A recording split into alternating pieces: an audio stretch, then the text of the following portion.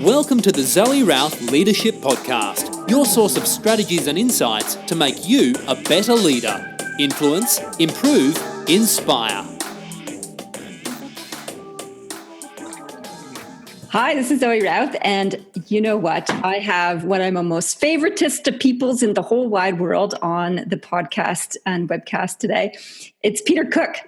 And Pete is a speaker and mentor, my mentor too, and a best-selling author of, get this, 8 freaking books under his belt. And these include The New Rules of Management, which we're going to talk about explicitly today, The Thought Leader's Practice, and the E-Myth Bookkeeper. And notice this name drop, he co-authored with Michael E. Gerber of the E-Myth fame. So he's a bigwig.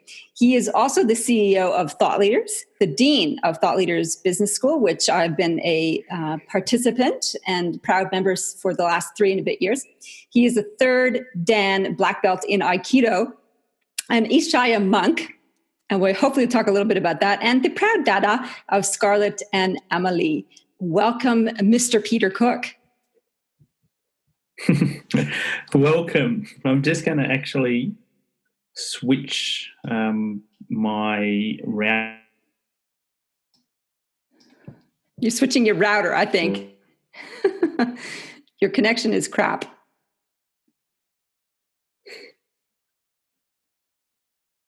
Did you just switch your router? Is that what you just did? I did, and now I should be better and not freezing so much. Okay, cool. So from the top, thank you so much for having me, Zoe. It's an absolute honour and a pleasure to be chatting to you on your very own podcast. How cool is that? You've got a podcast. It is pretty cool. It's been going for just over a year now, and it's becoming one of my favorite modalities in terms of sharing and thinking major concepts that help us progress in our leadership and our work. Because I've been interviewing some amazing folks and learning heaps myself along the way. And I love listening to podcasts. I put them on. Over a year? Yeah, over a year. Yeah, I think this is episode... You're surprised? It's taken you a year to invite me on. And there's the little dig. Yep, you are episode 68. So I've talked to 67, wow. Well, not quite 67 other people because some of them were just with me. But congratulations. Yeah. That's prolific. Thanks, Pete. So it's prolific and productive, which is a very nice segue. Thank you very much. Yeah, nice alliteration too. Okay, so we're here to talk about the new rules of management, otherwise known as implement, and you are the master of implementation. It's one of your foundational pieces for your thought leadership. In other words, how to get people to get stuff done. So you might have lofty aspirations, but how do you buckle down and actually deliver on that? So what led you to getting obsessed with implementation? Yeah, I've been reflecting on this for I think a week since you sent me through an email. And I'm not actually sure. And I was thinking, how could anybody actually not be obsessed with implementation? That the idea, so you talk about teaching other people how to do that and helping other people get stuff done, but obviously it starts with me and how do I get stuff done? But I think anybody who wants to be successful in anything has to have a bit of an obsession about actually getting things done and getting things finished. And so I'm not sure where it actually came from, but it's been there for a while, and I guess for me it was obsession about how do I get things done, and coming from, if I'm going to be successful at anything, that's something I'm going to need to master. It's surprising how many people get stuck, though. You know, I have a lot of clients and they want accountability and they want breakthroughs in their blocks and so on. And they're not any less ambitious than any other people. They just find themselves not doing stuff. So in your work around this, what have you found are the mistakes that people make when it comes to implementation and productivity? The biggest one is that we blame ourselves. Oh. So we think that productivity, implementation, success even is internal. And when I don't get something done, there's something wrong with me. So I say, all right, I want to get fit and I want to exercise. And I join a gym and then I don't go. And then my internal conversation is, I'm weak, I'm ill-disciplined, there's something wrong with my character, there's something wrong with me, and here's more evidence for why I can't do it. And I think that it's actually much more about what we put around ourselves. We're not designed to implement long-term projects. What do you mean by that? So, I mean, I designed in inverted commas. If you look at how we've evolved over hundreds of thousands of years to survive in the savannah. So that's what we're good at. Like, that's what our biology is set up for. Our brain, our neurochemistry is really good for dealing with a tiger crossing our path. A whole lot of things are going to kick into place to help you. If you're walking down the street and a tiger walks out of shot, your adrenaline's going to get pumped in, your digestion will slow down, your fight or flight response is going to be there straight away. That's what we're designed to do, not to run a 12-month project to get fit. Right. I think of it a bit like I'm a child of the 80s. Yeah, me too, bro. And Wednesday nights, my mum, she's a psychiatrist now, and she was studying child psychiatry when I was a kid, and Wednesday nights she was at university doing that. So that was the night that me and my two brothers and my dad were on our own, and it was A-Team night. So I love the A-Team. Dun, dun, dun, dun, dun. So we always watched the A-Team on Monday night, and for any of your listeners who aren't familiar, the plot was the same every week. Essentially, they would need to rescue typically a damsel in distress. They would get caught by the bad guys and get locked up in a shed with all the bad guys on the outside with the damsel and the machine guns. And what you'd want in that case, ideally, is a tank. Oh, yeah. Bulldoze out of there. Of course, there's never a tank sitting in the shed. There's always a tractor, some welding equipment in the corner, some steel plates, some hydraulic gear, and a pile of watermelons.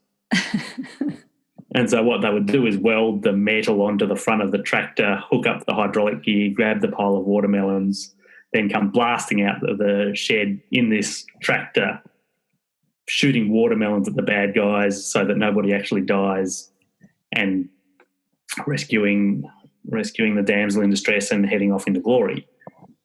And I think of ourselves a bit like that. We've got to hack all these things on around ourselves to get better at this. So rather than blaming ourselves for not being ideal for this, it's better to say, all right, kind of accept this is not what I'm designed for. So what are the things that I can put around myself? What are the external structures that are going to make me better at implementing things, at getting long-term projects fulfilled? And the one you mentioned, accountability, is one of those. External accountability is an external structure that can help you do that. Okay, so poo-pooing accountability is not the right thing to do. Mm-mm. By the way, is that a water bottle with little purple hearts on it? Is that like your daughter's water bottle? I can't believe this is the second time in a week that I've got grief for this. They're little teardrops. Okay. It's a glass water bottle because Alessandra, our friend, has said I'm not allowed to drink out of plastic. Okay. She just bought a glass one, and it's got but it's purple. And when I was at the roadshow last week, Matt also was hanging it on me for reading it purple. So I think I perhaps do need a more masculine water bottle. Yep. Anyway, it's cute. I'm glad it's glass. That's good. It is. So an example of how to hack yourself to support yourself is by having resources that support your biology. And plastic is one of the things that is detrimental to your biology. So I have a BPF-free water bottle as part of my strategy. Nice link in. That's why you brought that back. A little tenuous, but you got there. So accountability. It's a useful thing. And if we're talking about like hacking the A-Team and bolting things on and setting ourselves up to support so that getting ourselves out of the Kalahari Desert or the Sahara, wherever it is, I'm sure I would not survive more than a day in. I'd get fried and starve and whatever. In any case, I get your point, though. We're designed for survival, not for long-term plotting. When it comes to business hacking, not thriving in an environment where our survival is now a given. That's right. Or me or anyone listening to this, chances are we have shelter, we have food, we have clothing. Like the basics are all taken care of. Yep. And now it's a whole different game that we haven't evolved for. Yeah. So if you're designing the perfect ecosystem to support a professional who's going to be uber productive, we've got accountability as one piece. What else is there, Pete? There's projects. So actually creating a long-term project that has milestones and has outcomes and that's very specific. So rather than kind of nebulous long-term intense, a project, and I talk about projects that matter. So something, an outcome that's going to light you up. Another is the right support. So who are the people around you that are helping you, who are your mentors, who's on the team, so not doing it on your own. We're social animals. And the right frameworks, the right environment, the right physical environment, the right electronic environment, the right methodology. So that's an interesting one. The fact that we're social animals, and I've been working a lot in the space of looking at remote workers who are the antithesis of that, basically. Yeah. So you're alone in your own work environment, and yet there's this need to be social. And Leah Martin, who I interviewed earlier, was talking about this is one of the struggles he has with his remote working force, is this fighting against loneliness piece. So in your experience, in getting the social context and getting the social support around you, what does that look like, and can it be adapted for remote workers? Yeah, we had interestingly last week, our team, which is, we've got people all over Australia and in the Philippines, and I've got people in Canada, and it's been a challenge for us too. And we had our first production day last week, where just for the day we got everybody who's in Australia together, and the overseas team dialed in on Zoom, kind of like this, and had a day that was just dedicated. It was dedicated to moving projects forward. So we called it a production day rather than a strategy day or a team day. Okay. But there was an enormous benefit in terms of the social side of things too. And it's something that I've realised I've kind of been remiss not doing up until now. Bringing people together face to face, you mean? Yeah. And I've been reading Remote by the founder of 38 Signals, whose name has just escaped me. It's not Eric Fried, is it? Or is it somebody else? It's Fried, but I don't think it's Eric. But okay. The right person, yes. And let's sit on my bookshelf. No, I'm not going to. And, yeah, he runs a remote team as well and talks about some of the challenges with that. And it's a really good resource for anybody who's doing that. And it's something that we've decided is we're going to once a year bring everybody together for a few days. Yeah. And then do regular virtual work days together as well, where people who are co-located will come together and will be electronically linked up.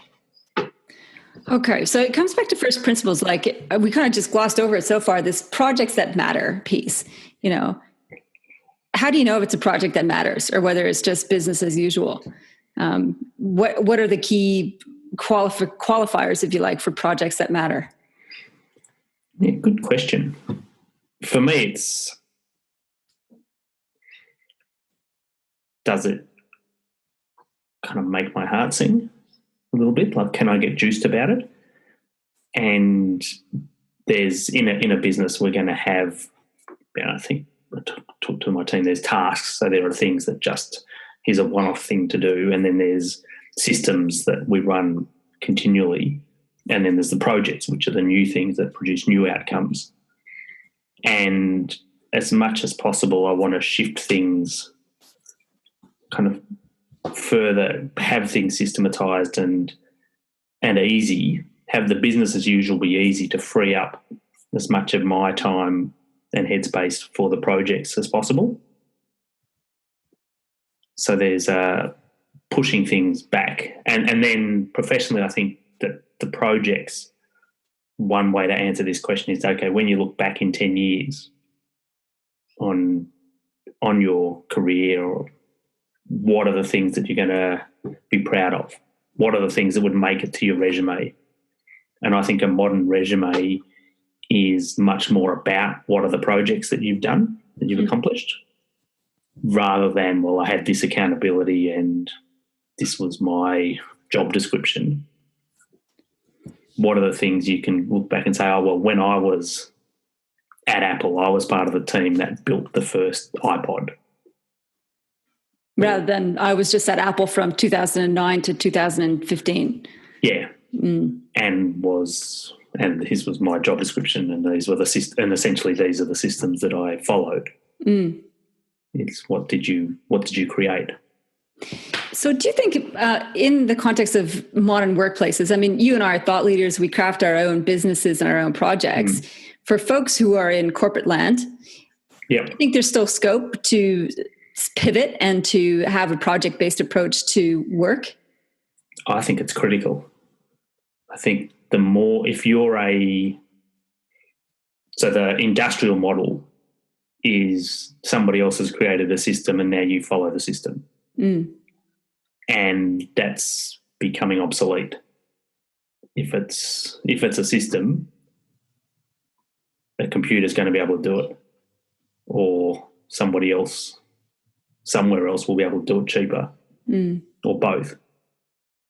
And if that's all you're doing is following a procedure, even if it's a high-end procedure, if you're a doctor who's doing an operation following a system, at some point that won't need to be you anymore. If you're a pilot who's taking off following a process for how to take off an aeroplane, how to take off in an aeroplane, if you're an accountant following a procedure for how to do a tax return, if you're a lawyer following a procedure for how to create a contract, that's, there's a lot of training that we've done to do those tasks, but it is still following a system. And in another 10 years or 20 years, that those jobs won't exist. That's right. So business, like the business world, is attuned to that, or savvy people are attuned to that. What about the public service? What do you think is going to happen there? I have no idea. So give me an example in the public service. That sounds very kind of broad. It does. Okay. So let's say Department of Human Services, which is by all accounts very process oriented. So it's there to deliver services that support humans and Social Security and that kind of stuff. I think I'm just answering my own question as I'm speaking this. I can imagine that they will need to have projects on the go as well to adapt to the changes in society and to the political landscape. I'm thinking more about the individual worker, though. How can they take control of their workspace? I guess it's about lateral leadership and leadership upwards. Is that and finding, kind of fighting for what's the bit that matters? Oh, I like that. So saying, okay, well, here's my whole job, and these are the regular things that happen that I need to stay on top of. Yeah. And these are the systems that I need to follow, and that's part of pretty much any role. But then Google's famous for their 20% time. They're saying, all right, here's workers can have, and it's not all their workers, but workers can have 20% of their time to work on projects that matter. And it's kind of doing that yourself, saying, okay, this is the stuff that matters, and I'm going to fight to make space for that. Yeah. As well as doing whatever else I need to do. Yeah. I like that. And the other thing that you write about in your book is this whole, project approach to progress, is that you recommend 90-day projects. Yeah. Why 90 days is my first question around that. Like, why not 62 days? It feels like it's long enough to get something substantial done, but not so long that we can just put it off. Mm-hmm. So if it's a 12-month project to write a book, I can start that next week. What, a year? Can't you just knock one off in 90 days, Pete? Exactly. So rather than have it be 12 months to do it, Yeah, I would say have a 90-day project. And the 90-day project might not be the final version of the book. right. But there's much more traction in saying this is what I'm going to get done in the next 13 weeks. Do you think people overestimate or underestimate what's possible in a 90-day block? They overestimate. So people overestimate chronically what they can do in a week or in a month or in a quarter. In a day also. and in a day and in an hour and in a meeting and in everything except in a decade. And then they underestimate what they do? They underestimate what can get done in a decade. Oh, that's weird. Yeah. But you look back, you can do the mind experiment. You can look back on your last week and think, what are you frustrated that didn't happen? Mm. And look back at the last month. Mm-hmm. But then look at where you were 10 years ago. And look at what you've done. Yeah. I can't even remember how old I am. Okay. But yeah, like 10 years ago, if we were having this conversation and saying you'd be running a podcast with 68 episodes and have written 3 books, and your last decade is extraordinary. That's true. Yeah. But it's not like each week or each month or each quarter feels like that. That's right. Yeah. Okay. So just a leap of forward then. So because often we do these visioning exercises, 10 years, imagine yourself, and people have all these pie in the sky stuff. Really, we should encourage people to have pie in the sky stuff, because if you put it out there, it's likely that you can actually grow into that. I think definitely for a decade, by all means. And the risk is that you then kind of achievable and much smaller for the next 90 days. Yeah, okay. Yeah. So how we can let ourselves off the hook is to say, in 10 years I'm going for this big thing. Mm-hmm. And it can be so big that there's nothing you can hold yourself to account for. Yeah, that's right. Yeah, because it's just too big, can't put your hands around it. Yeah. Okay. So you talk also about recommendation 90-day projects in your professional life, get that, and 90-day projects in your personal life. Mm. How do you choose a project for your personal life? Like, is that like 90 days, lose 9 pounds or 9 kilos or whatever? Is that the kind of thing? Or is it, maybe I'm lacking imagination in this. Well, it can be in whatever, if it's around health, whatever is important to you. Yeah. And part of it too is I use projects to create habits. Yeah. So for me now, going to the gym is a habit. I've got a personal trainer, so there's external accountability, but it's 3 times a week, and it doesn't take much willpower anymore for that to happen. Yeah. And we'll still set projects like, what do we want to achieve by when? What do I want to be able to lift? What are we trying to do?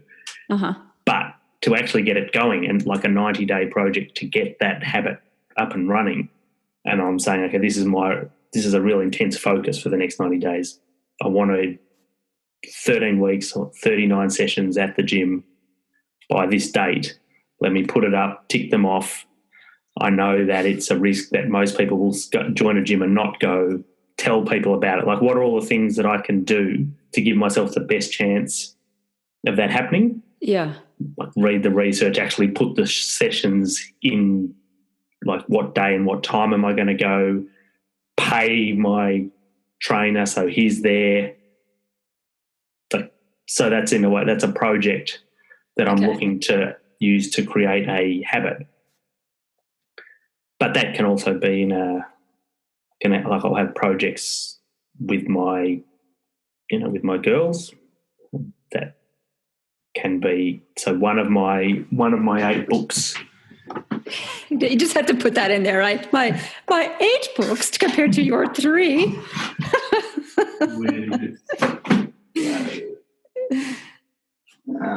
Pete's just gone off to find it on his bookshelf for those of you who are listening to the podcast instead of the video. And in the video, we have a great view of Pete's Mondo microphone. So before we started recording, it was like, who's got the biggest and bestest microphone? Pete wins. He doesn't win trying to find the book. Where's your project? So this was a book that it's gone. So the book, which I can't find, is Catsville. I wrote a kid's book with Scarlett. So I was kind of joking, one of my books is just this kid's book. Oh, you didn't put that in your bio. That we only printed 30 copies of. But it's my favourite book, like the ones that so it's printed. I love this story. So Scarlett was how old when you started this project? 2. What? 2? Yeah, and she said she wanted to write a book with me. And I said, okay, great. And been telling this, and so this story just evolved from this one time when we went away and forgot to bring books. Went away for the weekend, forgot to bring any kids' books, so I had to make up a story, and she wanted a story about cats. So I started this story about Catsville. And then she just wanted that every night. Like we'd read her books and then she'd want the next update of Catsville. And she would always dictate the plot. I love this. I love this kid. Yeah. And anything that didn't work in her life, she would resolve in Catsville. Okay. So when she didn't want to go to daycare, which was on Monday and Tuesday and Wednesday, in Catsville, Monday and Tuesday and Wednesday all got old and died. What? So it just went from Sunday to Thursday. So the Catsville didn't have to go to daycare anymore. She has a strong sense of autonomy, your daughter, I'm guessing. She does. And so then we created the book, and it took 2 years. Yeah. But now she's a co-author. That's awesome. She's a co-author, and we create projects together about things that she wants to do, and they're obviously there. She's now 5, but they're projects that are appropriate for a 5-year-old, but it's still, what are we going to do together that's something that's over time, that's kind of building that muscle for her. That's and cool awesome. Stuff that we get to do together. That's really awesome. Did you apply the same principle to get to 3rd Dan, a black belt in Aikido? I actually did have that. I had when I started, I said I want to be a 3rd Dan. I heard when I started, someone told me that 1 in 200 people who start get to a black belt. Uh-huh.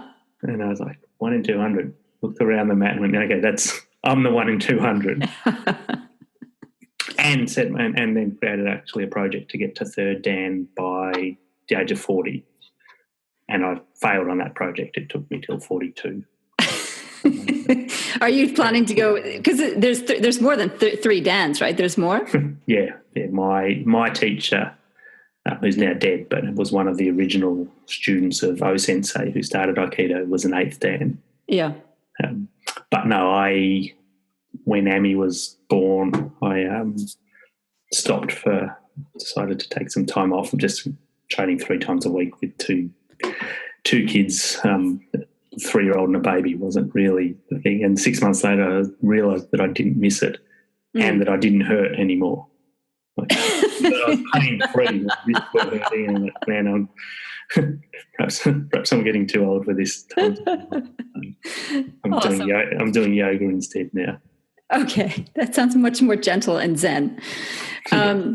So I'm curious also, like one of the things I wanted to talk to you about is, and it's interesting you started with the podcast with this, what's the inner game of productivity? And I said, what's the biggest mistake? And you said people blame themselves, and then proceeded to say productivity is all about externals and structures. Is that right? Or is there an inner game that we need to address as well? And if so, what do we do to deal with that? Yeah, definitely there is an inner game. And it's not the low-hanging fruit. So I think there's kind of quick wins around external stuff. And absolutely there's, I think of it as kind of the 80-20 rule, like 20% is internal and let's work on that.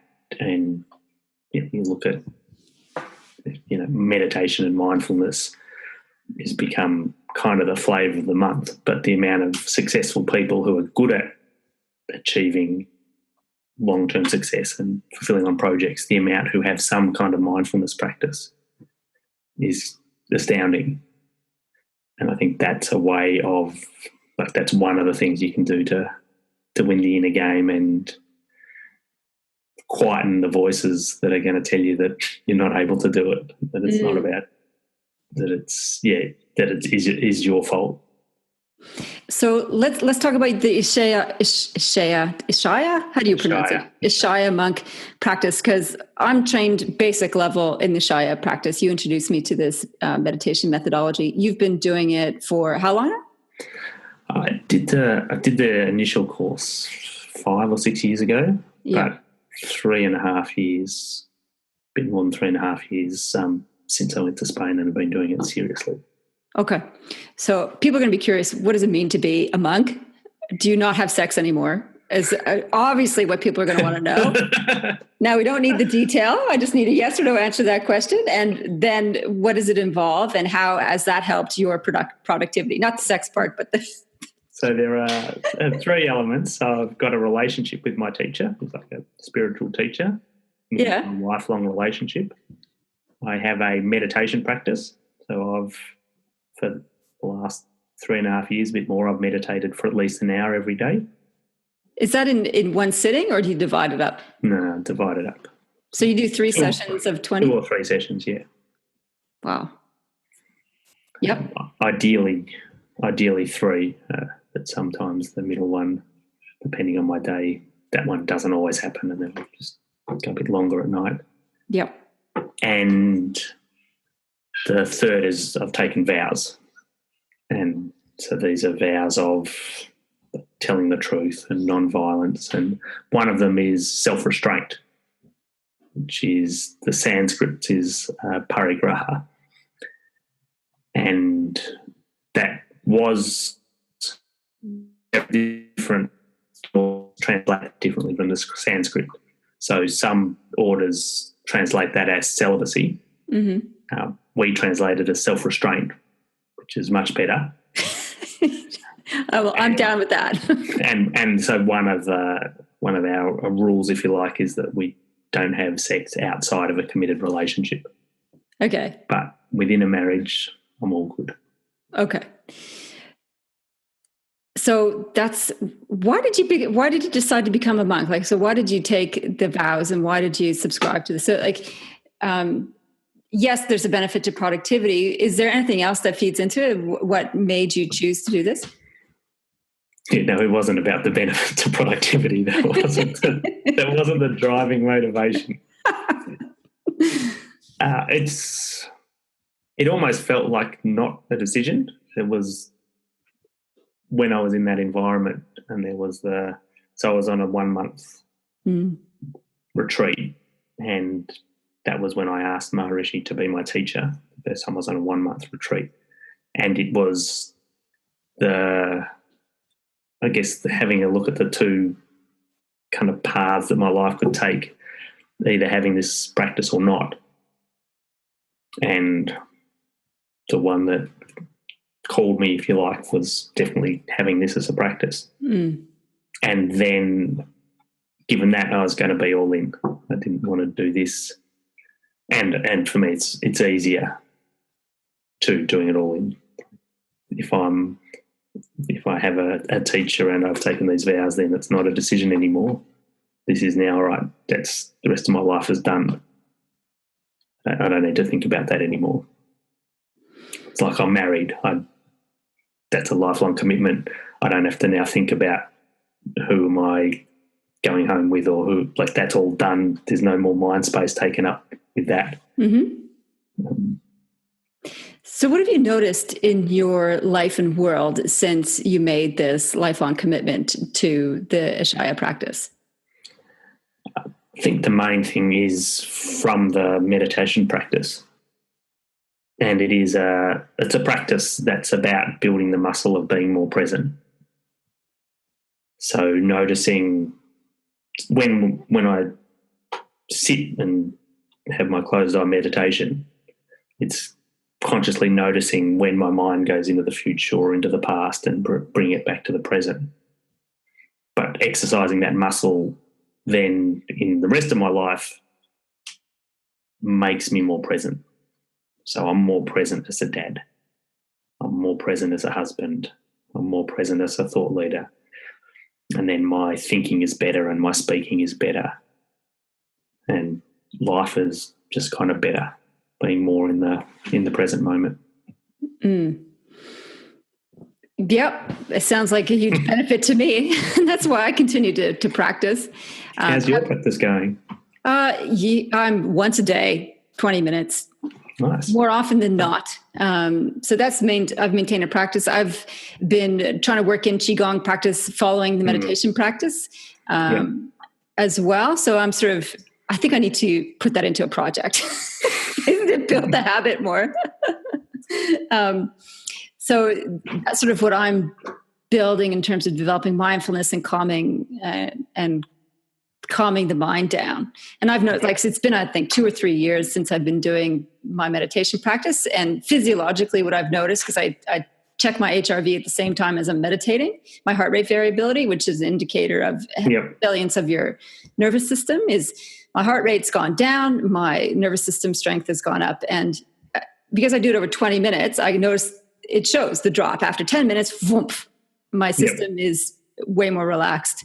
And for the first year, that didn't happen. It just kind of stayed scattered. So now I can go into that state, and I've got the proof, the measurability of it in my app that I use. So I've noticed that just from external resources, but from my inner practice, it's just like a little reprieve and just a settling. And I know the busier I am, the more important it is to do it. Even for 10 minutes is to get some sort of settling, because I think you're right that muscle gets developed. And so you can get to that state a lot more quickly.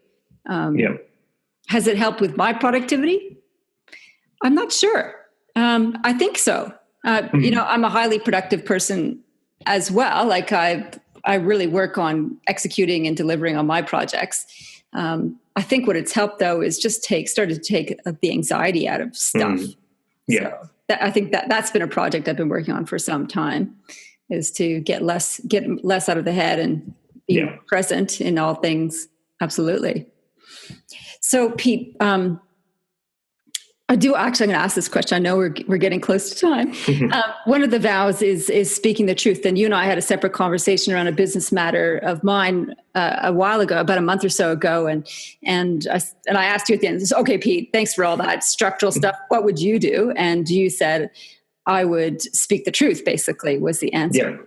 And that has really stayed with me in terms of living up to that bar. And it's not that easy to live by that standard. Can you speak a little bit about what that means to you and what you found easy and hard about that? Yeah.